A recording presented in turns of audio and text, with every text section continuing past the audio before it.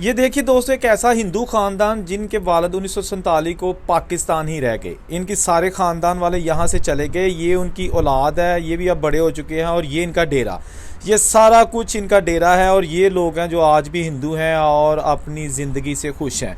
सारा एरिया आप देख सकते हैं, ये इनकी ज़मीनें भी हैं, इनके ट्रैक्टर आप देख सकते हैं। ये सारा इनका अपना जो 1947 से पहले बुज़ुर्गों का ये रकबा है और बुज़ुर्गों का बनाया डेरा आज भी अपनी असली हालत में मौजूद। गो के यहाँ बहुत सारी अब इन्होंने तरक्की कर ली है, जानवर बहुत सारे हो गए इनके पास।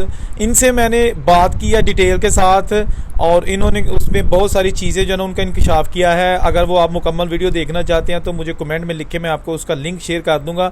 ये जनाब आप देखिएगा कि बहुत ही खूबसूरत मंज़र और हिंदू बरादरी के लोग जो पाकिस्तान के ज़िला सियालकोट की तहसील पसूर के एक गाँव रंधावा में आबाद हैं।